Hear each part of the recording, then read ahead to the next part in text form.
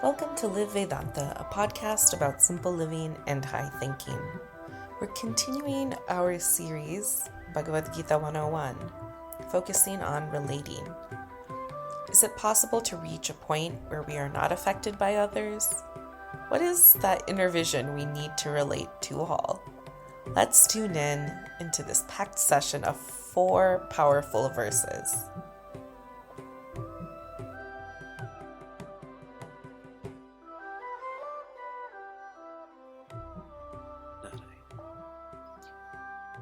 Hari Om and greetings from Niagara Falls.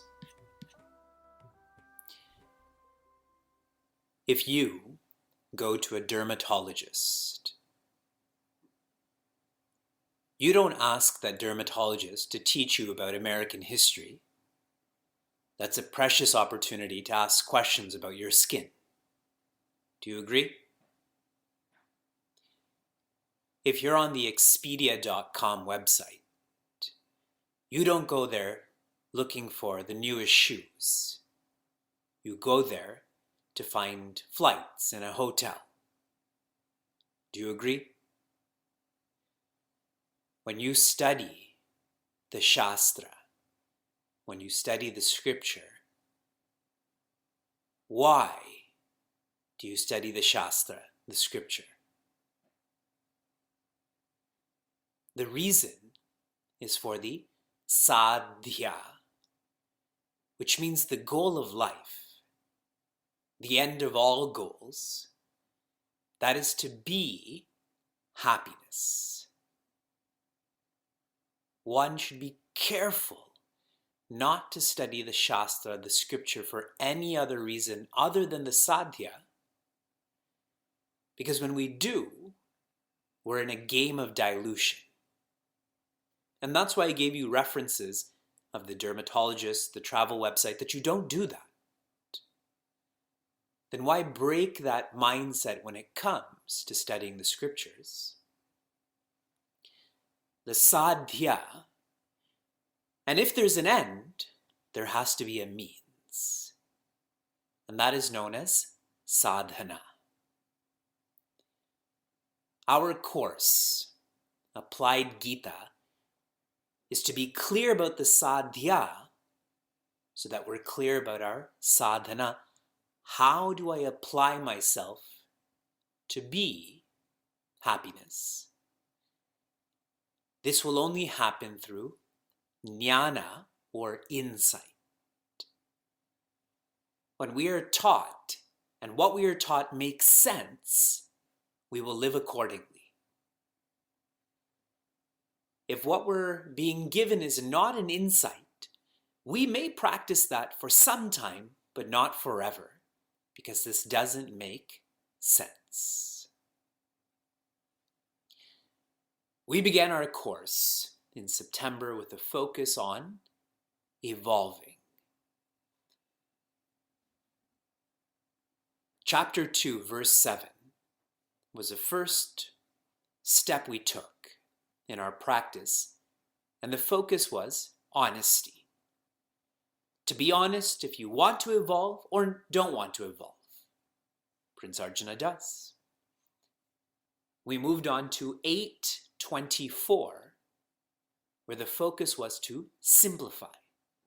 Simplify all aspects of you outside so that you can simplify all aspects of you inside, so that we don't have multiple purposes in life, but a singular purpose, to be happiness.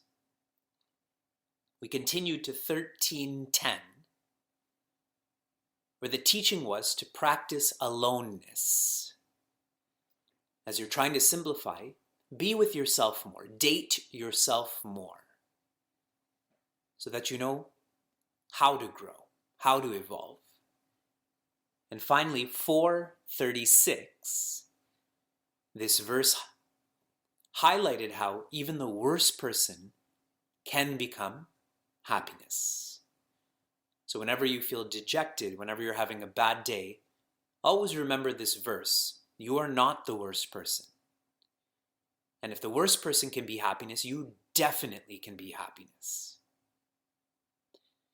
In October, we shifted to deciding. And we started with 1837.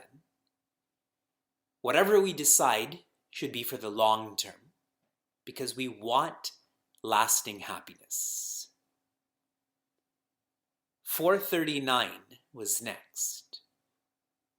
And the message here was to have faith in yourself. Many of you have raised questions about how do you know if what you're doing is right? And I shared with you that you should trust yourself. Trust your decision making. Shift from the mind to the intellect. That was an underlying thought through the happiness series. 434. We need a reference when making decisions, especially for more difficult, subtler decisions. What would the wise do? What would those who are happy, what would they do? And for us to try to imitate that, follow that. And we completed deciding with 237, which was to try, make a decision, and learn from that decision. If you're right, keep doing it. If you're wrong, change. November, the focus is communicating. We started with 1417. And this was on the gunas. Laziness, aggressiveness, calmness. When we know what's going on inside of our minds, we can adapt. When we know what's going on in others' minds, we can adapt. 1715, specifics were given on how to speak. Satya, Hita, Priya. I added Mita from Srimad Bhagavatam. What we speak should be truthful, should be beneficial, should be beautiful, and should be measured. We shouldn't speak unnecessarily. This is an ideal way of communicating. We moved on to 321, a famous shloka in Bhagavad Gita that shows where there are leaders, there are followers. Where there are followers, there are leaders. And I gave you a percentage that in a typical setting, 5% of people emerge as leaders and 95% as followers. If you happen to be that leader in a setting, you have to be super responsible because those 95% are going to be following. And we completed communicating with 254, where Prince Arjuna asks Bhagavan Krishna, how does an enlightened person think, speak, sit, walk? And why we took up this verse, our aspiration should not be to communicate like a human, like a jiva, but to communicate like God, like Brahman. And the beauty of this is that communication goes past words then, past actions. It is a feeling. For the month of December, we are focusing on relating. This is a lovely focus. We've already covered this in our Vedanta and Mentors workshop. A mentor who can relate, anything they say will be accepted by a student. And a mentor who can't relate, they can say what is best, but that will not be accepted. Yes? We begin with chapter 6, verse 9. And I'll give you the introduction to this verse. Chapter 6, the highlight, the basis is dhyana, or contemplation. And in the 8th verse, Bhagavan Krishna tells Prince Arjuna, someone who knows how to contemplate, for them, a handful of dirt, a stone, and a piece of gold functionally are different, but fundamentally are the same. And I think for everyone in our course, you already know that. That means you know how to contemplate, yes? That's not such a strong inference that you should flow with. So in the next verse, Because Bhagavan Krishna knows Prince Arjuna's kind of rolling his eyes. So what? That's the verse we're studying. One who knows how to contemplate, they can relate, they can identify, they can work, they can live with all of the types of people that I'm now going to highlight. Okay? Again, chapter 6, verse 9. Suhrin mitra yudasina. Suhrin mitra yudasina. Madhyastha dvesha bandhushu. Madhyastha dvesha bandhushu. Sadhushvapi cha papeshu. Sadhushvapi cha papeshu. Samabuddhir vishishyate. Samabuddhir vishishyate. I'm going to rearrange this shloka. I'll give you some context and then we'll climb up a ladder. I'd once taught at a family retreat that was entitled The Good, the Bad, and what's the last word? The Ugly. Do you remember that Clint Eastwood movie? It was Clint Eastwood, right? The Good, the Bad, and the Ugly. And I use this verse. I use this verse to highlight the good, the bad, and the ugly. So here, Sama Buddhir Vishishyate, the one whose intellect, the one whose personality is Sama, is calm, is quiet, is balanced, that person, Vishishyate, relates, excels, with whom? I'm starting with the ugly. There are three types of people that are ugly inside, okay? Obviously, I'm not talking about outside. They're the hardest to relate to. So the worst is the papi. A papi is one who goes against the scripture. The Shastra teaches dharma or responsibility and Brahma or happiness.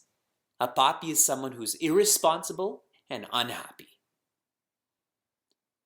Living with one who's irresponsible is most difficult. Easier than that is a ari. Ari means enemy. And the technical meaning of enemy is one who perpetually torments you. So you may think your supervisor or your subordinate is your enemy, but they're not. They don't perpetually torment you. And if you internalize this more, the one who perpetually torments you is your mind, no? Ari. And the last to complete the ugly is a dvesha. Dvesha is someone who harms you because you harm them. And Ari has harmed you even though you haven't harmed them. But a dvesha is someone who's retaliatory, someone who's revengeful or vengeful. Dvesha. They're easier to get along with than an Ari because if you don't harm them, they're not going to harm you. Got it? That's at the bottom. We go to the middle now.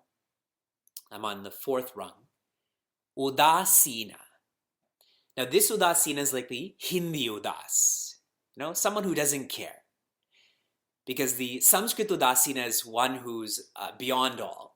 This is more of the Hindi udasina that if you succeed, good. If you fail, good. It just doesn't matter.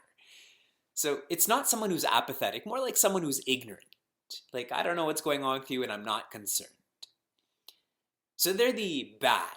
They're not ugly inside. They're bad inside in the sense that there's no relation to you. You have no relation to them. Above that is a madhyastha.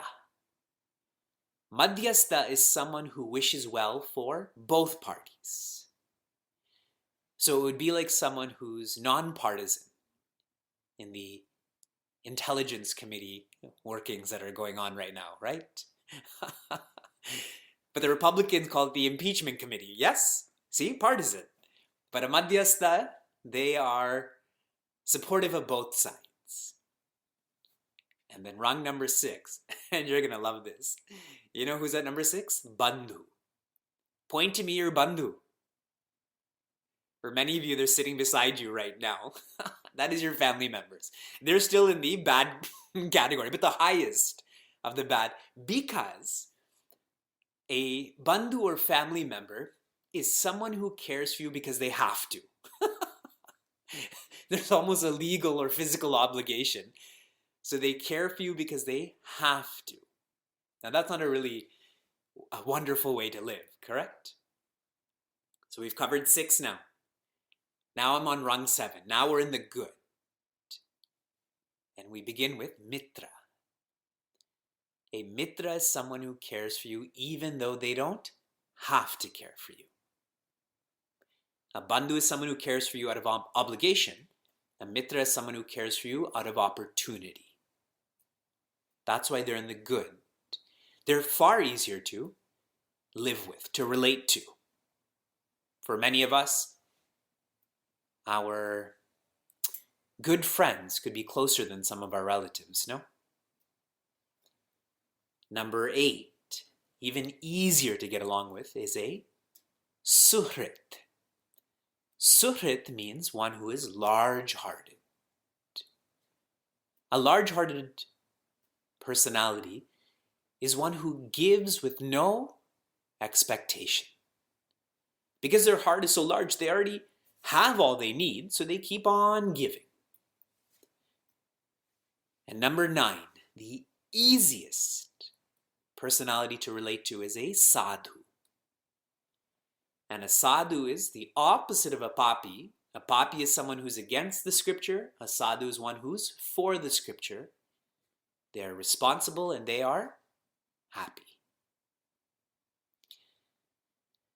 The implication of this verse is, and you may have caught that there's one word that's missing, and that word is cha. What does cha mean? Cha means and, or in this case, etc. These are 9 broad categorizations of people, and etc. means there's endless varieties of people. And when you know that, you don't generalize. When you know that, you engage in active listening more. When you know that, you try to sympathize. Yes? For an ignorant person, they generalize. All people are like me, or all people are like you. So there's no listening, there's no sympathy, there's no relating then. Okay? We continue. We go to the next chapter. And let's chant this shloka again. Now you know what these relationships mean. Suhrin mitra yudasina madhyasta dvesha bandhushu sadhushvapi cha papeshu samabuddhir vishishyate. I'm now on chapter 7, verse 7. One of the most famous verses of Srimad Bhagavad Gita because it involves jewelry. And Indians love jewelry. Please repeat.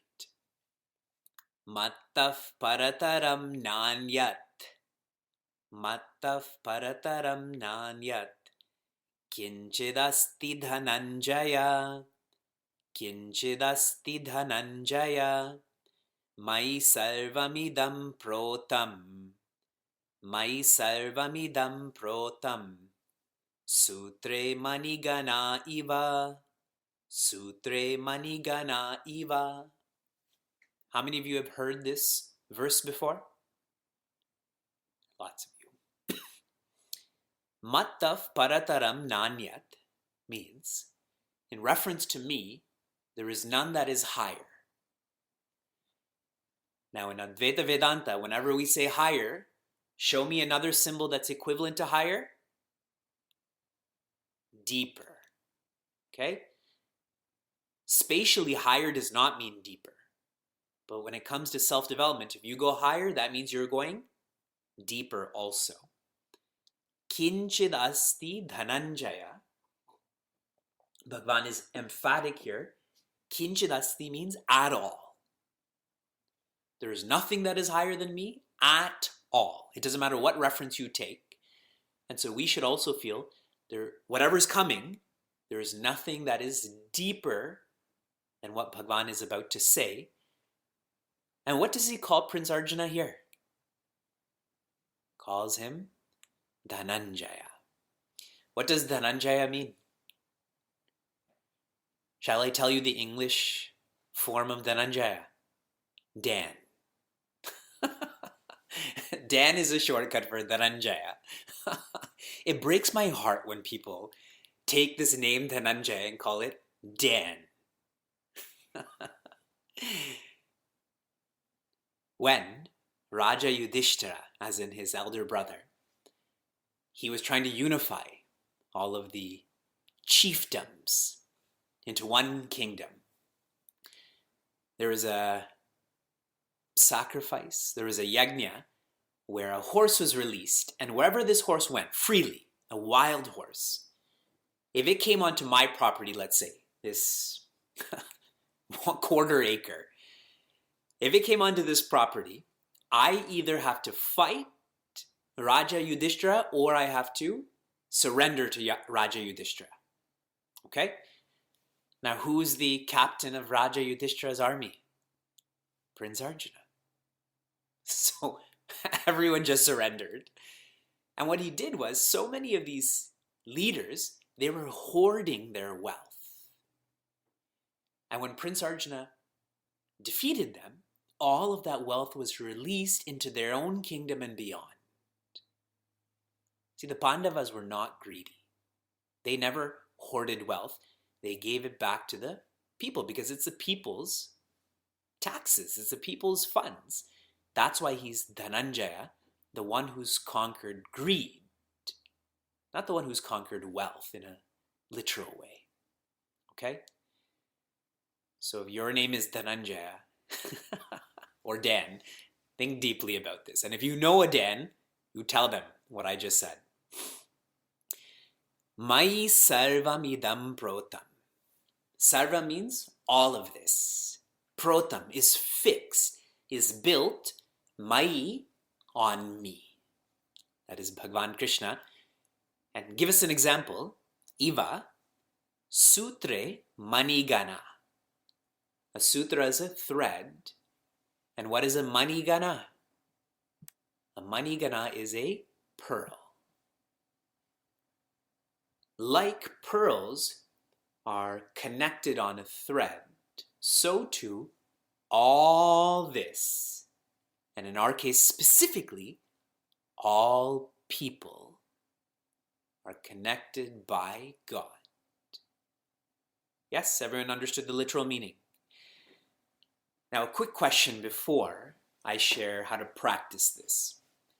Why is a pearl used? That's all Bhagavan could find. He couldn't find a diamond, couldn't find platinum or whatever jewels exist. He can create whatever he wants. For those who have diamonds, diamonds are typically see-through, yes? Can you see through a pearl? No. And back in the day, did they have artificial pearls? Were they grown in factories? All was natural. So we're like a pearl. We are natural, and we can't see what's inside of us. We can't see that thread. That's why a pearl is used. If this was a diamond, you could see that thread or that chain, yes? So carefully, these details are shared. Okay. What am I supposed to do with this verse? I want you to look around at the people in your study group or around through Zoom. What do you see about them first? Their skin. Skin here means just our outer covering. To practice this verse, when you see someone's skin, what you should be thinking about, or your insight is, they have come into your life for a purpose. They've come into your life to make your life easier. or they've come into your life or come into your life to make it harder. Some have come into your life for the long term, some for the short term. So whenever you see someone's skin, that's with your eyes, your insight should be karma. This is your karma that's playing out. I especially want you to remember this with your family. Okay? Looking around again, what is the next deepest part you see of someone? Their mind. When you interact with people, when you live with people, a mind has virtues or strengths. So as you're trying to relate to people, instead of focusing on their weaknesses, your insight should be focus on their strengths. Focus on what they've given to you, what they've done for you, rather than the other way around. The Sanskrit word for this would be guna. Hanumanji is jnana guna sagara. So you see their skin, karma. They're in your life for a reason. You see their mind, guna. What are their strengths? It's far easier to relate to someone, to be close to someone, if your reference is their strengths, correct? And finally, what's deeper than their body and mind? Their spirit, or Atman. When you see that, and that's where this shloka is really taking us, is that the depth of that pearl is that cord or that thread, and that presence in them is also the presence in you. When we say namaste, that's the whole point. Namahate, we are one. So in Sanskrit, this would be satta. Tune into their existence. Okay? These are really lovely verses on how to relate with people, how not to be rajasic and tamasic with people. Let's chant this again.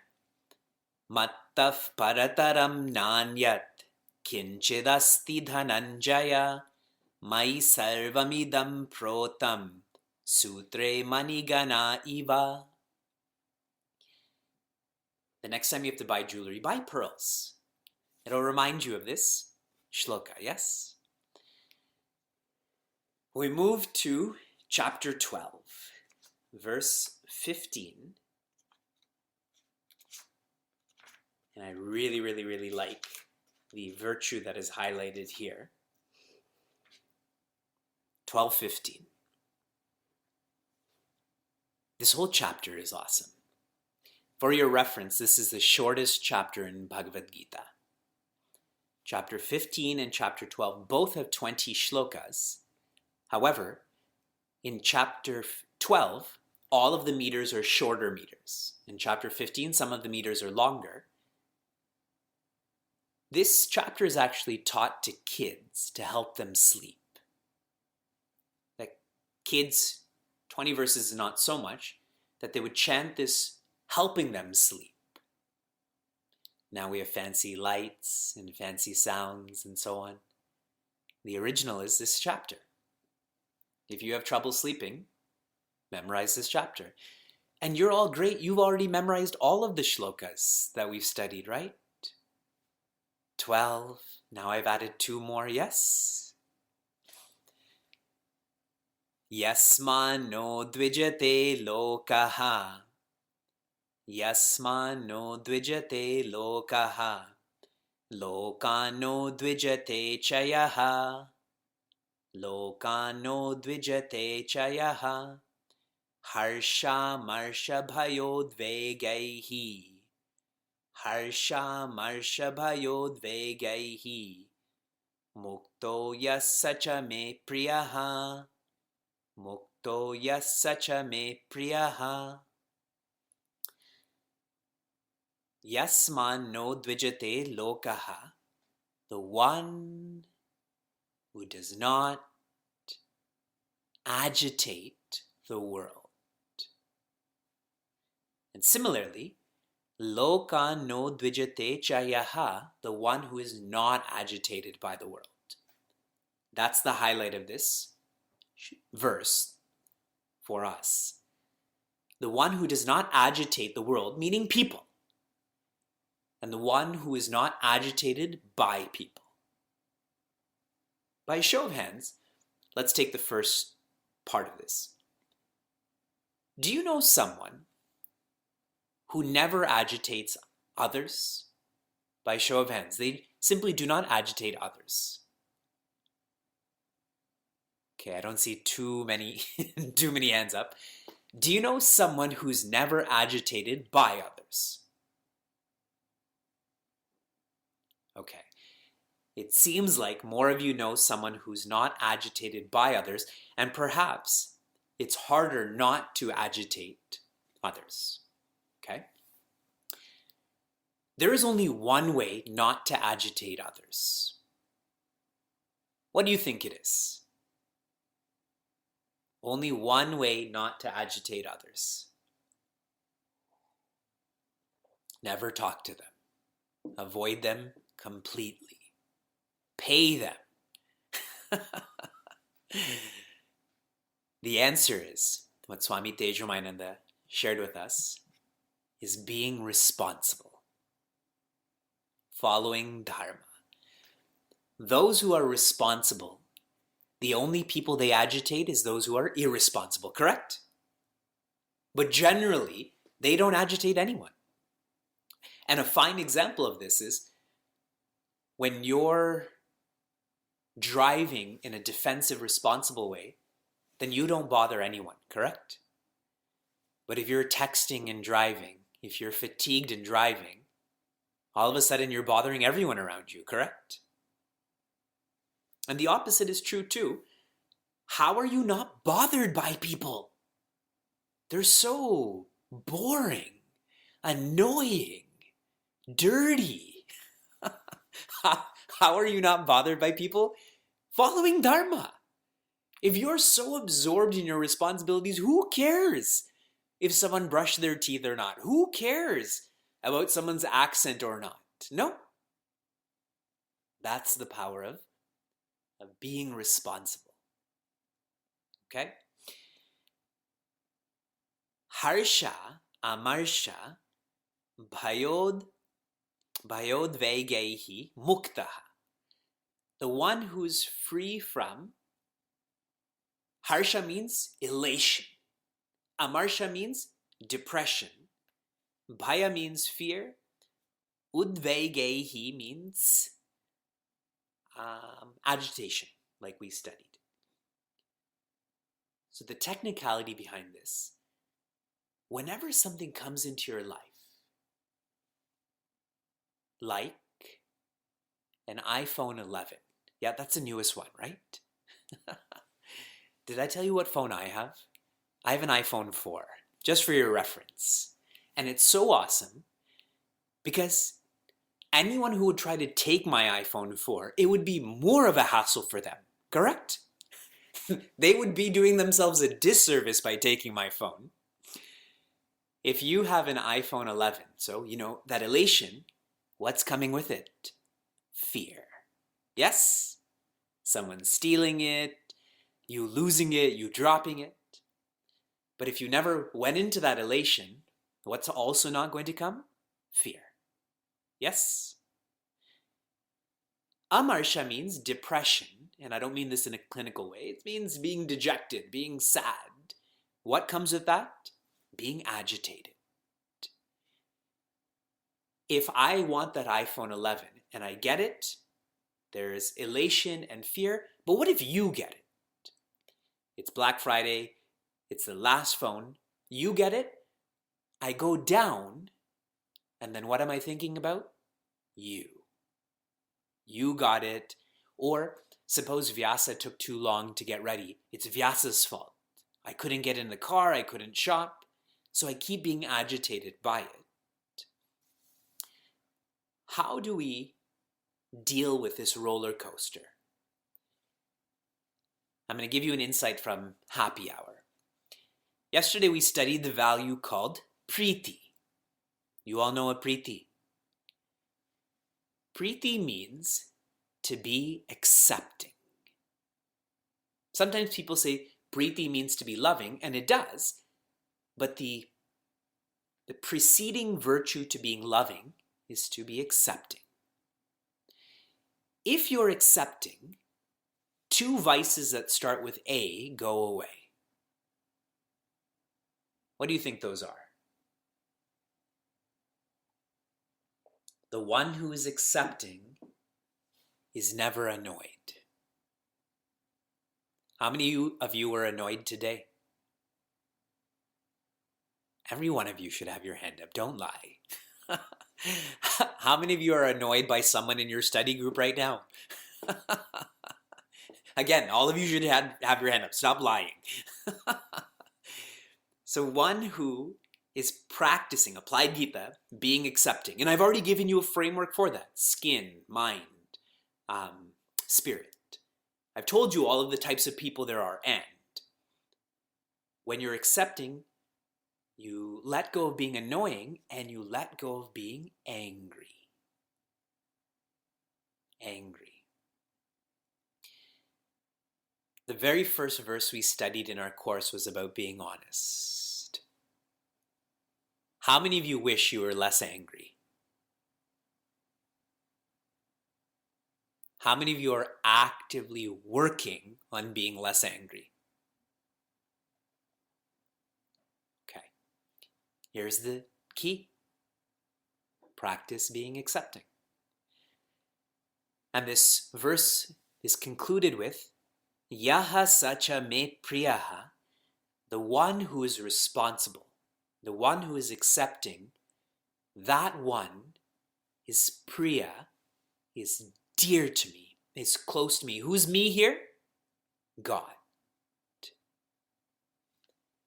We always think about who God is close to. Remember, God is not partial. God is only close to those who are close to God. When Swami Prakashananda was speaking on Gita and Ramayana in Cleveland, he had shared, when you serve humanity, you do so with two hands, and Bhagavan provides all of the rest of the hands to do your work. See, if I'm serving one person, all I need is two hands. But if I'm serving 100,000 people, how many hands do I need? I need 200,000 hands. I have two. Where do the other 199,998 hands come from? Bhagavan Krishna provides that. He's giving his guarantee here. Together. Yasman no dvijate lokaha, loka no dvijate chayaha, harsha marsha bhayodvegaihi, mukto yasacha me priyaha. And our last verse to complete relating, to complete this year, which you don't know about, we are on chapter 3, verse 11. Chapter 3, verse 11. For your reference, this is one shloka in a whole section of shlokas. This section goes from 3:9 to 3:17. It is one of the best parts of Bhagavad Gita. For those who have come to the Understanding Marriage Retreat in Washington, D.C., these are the verses I taught. For those who came to the Seekers in the City Retreat in New York City many years ago, these are the verses I taught. So I'm just going to highlight 11. Devan bhavayata nena, Devan bhavayata nena, Te deva bhavayantu vaha, Te deva bhavayantu vaha, Parasparam bhavayantaha, Parasparam bhavayantaha, Shreyaf paramavapsyatha, Shreyaf paramavapsyatha. This whole section of this chapter, of this scripture, talks about dedication, community, synergy. This really is the ideal subject for any corporation. Secrets of organizational success. I've extrapolated some of these thoughts. So if you're really looking for a framework on how to be a leader, how to be a supervisor, how to communicate with people, study these. Bhagavan Krishna tells Prince Arjuna, the way to worship the devas is to engage in yajna. What does yajna mean? You're going to say sacrifice, but you should say dedication. Yes? You will not sacrifice unless you have a reason to sacrifice. So yajna means dedication. Being dedicated to the devas. Now, all of you taking this literally, this is awesome. I'm a deva. All of you devis, be dedicated to the deva. It says it right here. Vivekji keeps promoting this. Deva here means this multiverse. Deva means creation. Deva means humanity. Be dedicated to humanity, and by doing so, humanity will nourish you, will support you. What can humanity give you? Suppose you sacrifice your articles, beings, circumstances, your resources, time, effort. You give everything to humanity. What can humanity give back to you? Humanity can give you what you want and what you need, and that is happiness. When you're dedicated to humanity, you have to give up everything inside. Outside, you don't have to give up anything, but inside, that dependence, that projection has to be given up. And when you start to throw all of that out, you start to throw out the ego too. And you get happiness. Parasparam bhavayantaha. Parasparam means through cooperation. I always tell Vyasa that. I said, Vyasa, you have to cooperate with me. Vyasa, say cooperate. And he'll say it. He doesn't know what it means. He doesn't do it.